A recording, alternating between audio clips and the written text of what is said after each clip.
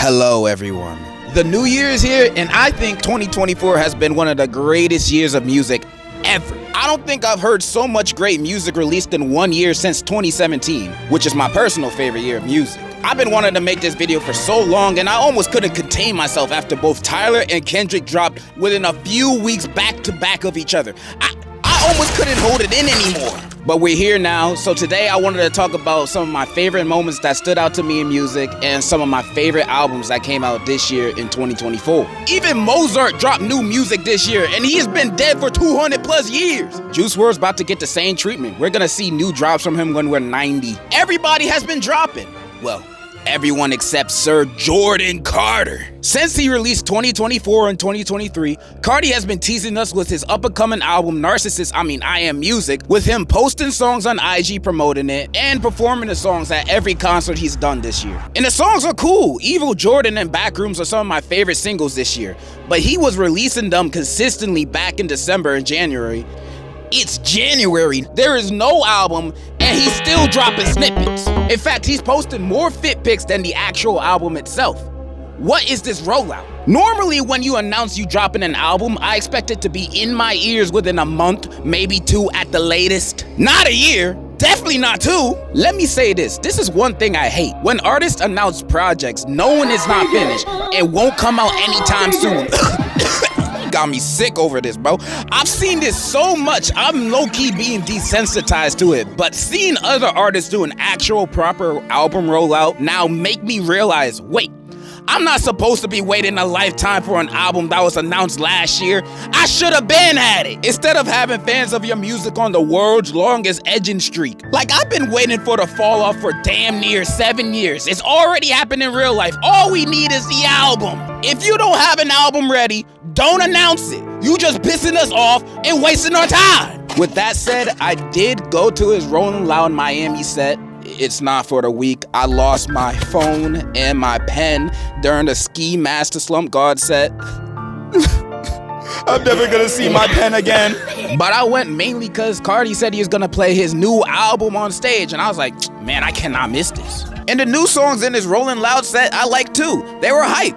After the performance, I was all like, that was great. Can't wait for the album to release this year. It's 2025 now. 2024 music, my ass. What happened? Bro has been hyping us for this 2024 music rollout without dropping nothing. None of the songs he's released are even on streaming, other than All Red. If you want to listen to anything else, you either gotta go on his YouTube or his burner IG account, or sail the 7 seas of SoundCloud like a normal person. This album rollout is bad, and it's probably the most annoyed I've been of one ever. And that's coming from a Kanye fan. This could have been an awesome rollout and drop, even if he waited till the last Friday of the year to do it. But now he gotta release a single called 2025 to build up the hype again for the 2026 release of I Am Music. Carti had a big presence in 2024, but it ended with a sour conclusion. Speaking of people that don't drop, Kanye released 2 albums this year. Were they good? Debatable, but there were a few good songs on there. Carnival turned into the TikTok Riz Party anthem, making it harder for me to come out and say I still kind of like the song. It's fun. I'm gonna play it at my wedding. Field Trip off of Vultures 2, popping up every time I smart shuffle on Spotify, constantly reminding me of my disappointment of the album. The song cool though. I've said my opinion of both Vultures albums, and 2024 hasn't really been Ye's year musically at all. He even announced he was going to release another album this year, Bully, alongside Vultures 3, that was supposed to drop in April. But I'll wait for Bully, not really Vultures 3. In general, the rap game this year has been on fire. Yeats 2093 got me looking for a time machine so I get music from that year quicker, cause it was gas. Schoolboy Q's Blue Lips, a short album with some of my favorite songs of this year, Thank God for Me and Lost Ties, are up there with his best songs in my opinion. In Future this year, fans have been eating good. This man released 3 projects this year and only one of them was made. True talent. But for real, We Don't Trust You is one of the best albums of this year, hands down. It only has hits on here. Ice Attack, GTA, Fry, just to name a few. And timeless tracks like That, cause of that Kendrick verse, duh. And Type Shit, since it's literally my #1 song this year for my Spotify rap. Speaking of which was ass this year, look at this, bro. I don't listen to none of these people. And what is this genre? Future couldn't contain his skepticism, so he dropped We Still Don't Trust You 2 weeks after the first one. And yeah, even though I don't think the album hits as hard as the first one, Show of Hands has nearly been in my daily rotation since I've heard it, so I'ma just say it's just as good. You can call it glazing, I call it appreciation. Then he dropped the mixtape Pluto with the track. Modern day Shakespeare. Future truly is one of the greatest in world history for this year alone, and he would be my artist of the year if Kendrick ain't have a 2013 Miami Heat season run this year. Kendrick is the greatest! Kendrick and the Drake beef was by far the biggest thing that happened in music this year in general, with Kendrick demolishing Drake on literally all the diss tracks while Drake was definitely saying words he lives by. I've and everyone on earth has already talked about the beef. We all know Kendrick came out victorious with Not Like Us breaking a whole bunch of records, the concerts, him main eventing the Super Bowl halftime show next year. Not only that, him dropping a surprise album at the end of the year to boot it. But Kendrick fans have been eating good this year. I've been eating good this year. Yeah, Drake's 2024 has been the complete opposite of Kendrick. Not only do people think he a Minecraft YouTuber, but also he low-key embarrassing himself with that lawsuit against UMG, saying that the label faked the streams for Not Like Us to make the song appear bigger than it actually is.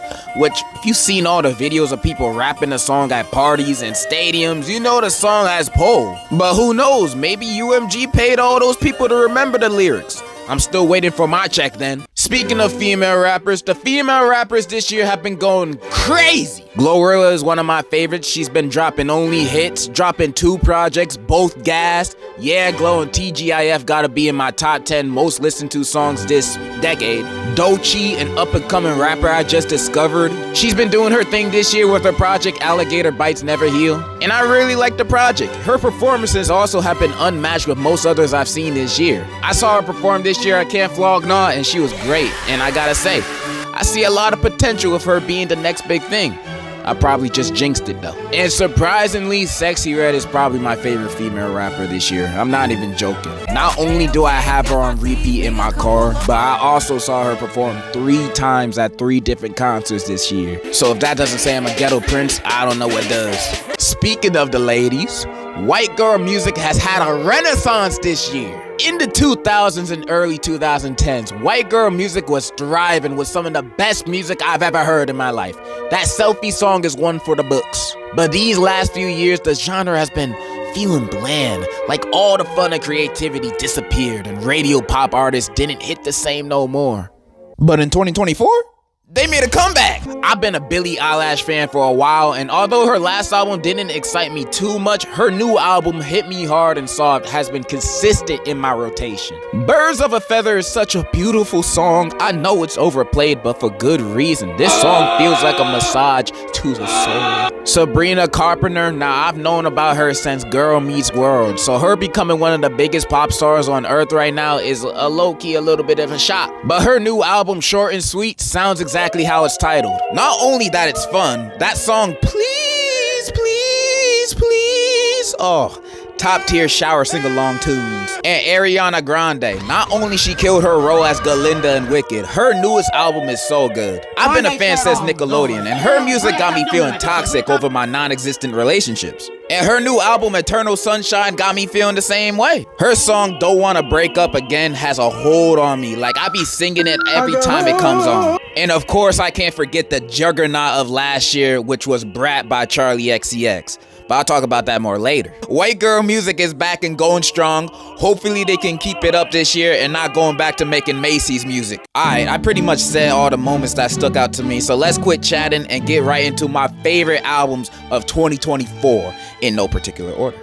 Besides the last 2. They're the best. And here's some albums I also really liked last year that didn't make it. Someone will probably say what each of these are in the comments. Bye.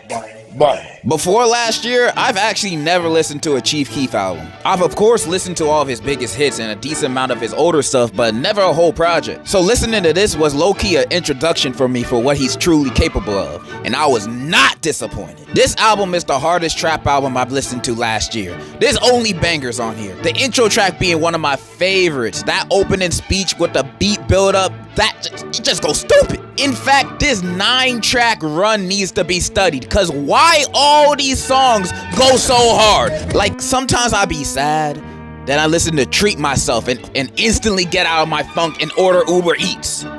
and I get back to being sad again. And Grape Trees with Sexy Red, they must have laced this song with something, cause it shouldn't be this good. Genuinely top 10 songs of last year. This album bangs so hard, and the fact that it's like this track after track proves to me Chief Keef really does have the power to blow up New Jersey. Magdalena Bay is probably my favorite artist that I just discovered recently. They're a pop duo from Florida, and they're known for making music that will put you in a trance. Or at least that's what this album, Imaginal Disc, does for me. And this album is damn near perfect. Killing Time is a fun song for me to waste time to. Image feels like I'm in outer space. And Cry For Me is one of the most beautiful songs I've ever heard. It's majestic, and I can say that for almost every song on this album. I also just really love their music videos too. I've watched the music video for Image like 10 times this week. I just freaking love this, and being a new fan, I'm excited for their future music. And if you still need convincing, listen to their song Top Dog, and if you love that song just as much as I do, you're gonna love this album too. Girl, let's go to the club and pop our pussy. Mannequin Pussy, yes, that's their name, are also new artists I discovered. They're an indie rock band, and their new album, I Got Heaven, low-key feels like it. I don't really got much to add other than saying that this is a good-ass album and I like almost every song on it. And their song, I Don't Know You, is one of my favorite songs of this decade. This is some good shit. Every time Kendrick drops, it's basically guaranteed it's gonna be good music, and this album was no different. First day this dropped, I listened to it for the rest of the day. It's good. Songs on here either got me trying to learn how to crip walk, or I'm just vibing. Kendrick comes with, in my opinion, his hardest album. Rapping like he trying to catch all the smoke from anybody, even his grandma. Peekaboo, Hey Now, TV Off, Reincarnated, all make me hard. I mean, go hard. And Squabble Up, I thought this song was gonna be one of those snippets that Kendrick doesn't release, like what he did in the Alright music video. But getting a track like this on my plate on a real album felt like Christmas came twice that year. The album is amazing, and it just got better the more I listened. Also, The Heart Part 6 is amazing, and I'm happy I can say that with people knowing I'm talking about Kendrick's, cause nobody on this planet talking about Drake's version. Porter Robinson, another new artist I just discovered a few days ago, also released an album in 2024 called Smile! D. Listen to it because I saw it on a random Reddit thread talking about the best albums of 2024, and I'm so happy that I did because, shoot, it became one of my favorites too. This album sounds like mid to late 2000s poppy rock music, like the type of music you'd hear in an early 2000s teen movie. Every song on here sounds a little nostalgic, and that's what makes it fun. The entire album feels like I'm watching those old classic internet videos, or a song they use on a DS Flip Note video back in the day. You know that song Shake? That's this album. It's amazing. Russian Roulette is goated. I am under the water. Please help me. When at the Camp Flognaw Music Festival, my homies that I came with wanted to see the Marias the most, but I didn't know who they were, and they were playing at the same time as Sexy Red, so I went to see her instead of them. Rewatching the performance when I got home, yeah, I think I made a mistake. Let me try to describe what their music and their album Submarine sounds like. You ever seen a sunset at a beach and the weather is warm, the sky is radiant, the sun's shining through the clouds, a gorgeous sight that makes you value life? Or what you see in the sky when you're at some random Walmart parking lot? That's what this album sounds like. I know a lot of people are tired of hearing about Brat Summer and everybody saying it's the best, but they're saying it's the best because the album is heat. We in the top 2 territory of my favorite albums, and this album is dose. This album talks about themes of insecurity, anxiety, but it's mostly an album about doing coke. Finally, something I can relate to. 360. 365, Von Dutch, Mean Girls. I be blasting these songs at home or in my car as if I'm at a real party. And the remixes making an already great album even better than it was. Like Guess and Praise the Lord for dropping top 10 verses of that year. And Everything Romantic might be my song of the year. That song has me hype and transcending through the heavens and earth by the end of it. Charli XCX brought out her S-tier game with this album, and she's been releasing bangers like this though. So much of her old music is also this great. I'm surprised it took her this long to get this big. But I'm glad this album had most people open their eyes of how truly goated she really is. I applaud. And I'm happy to say this was my second favorite album of last year, right behind.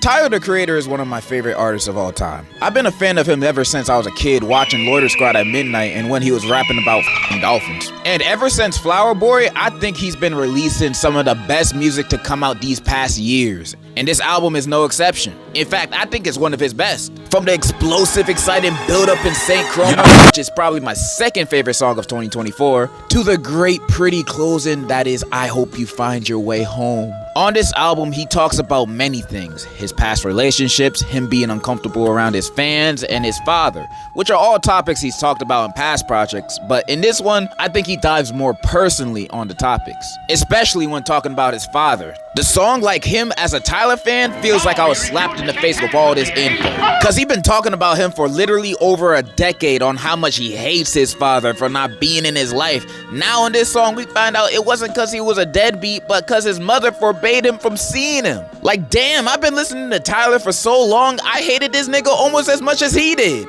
But now I'm all like, oh, my bad. And outside of that, there's a lot of headbangers on this album. Ratata, ratata, Thought I Was Dead, and Sticky got me throwing parties in my room by myself. I peeped those people hating on Sticky when it first came out. I've been feeling this song. Glorilla and Sexy Red slid on their verses. It's getting sticky. I'm sorry. I got a little excited. And then you got songs like Darling I, which is just such a beautiful song, bro. I can't stop singing it. Darling, I keep falling in love. Like, oh my God, bro, this album is amazing. And the more I listen to the album, the more I love it. I've never connected more with a Tyler project. And if Igor wasn't one of the greatest albums of this century, this might have been my favorite Tyler album to date. Amazing album, amazing rollout, and dropped what I think is the best album of 2024. 2024 has been my favorite year of music. Hopefully 2025 can live up to it. That is all I have to say. And in conclusion, drop the album! Give a nigga a break.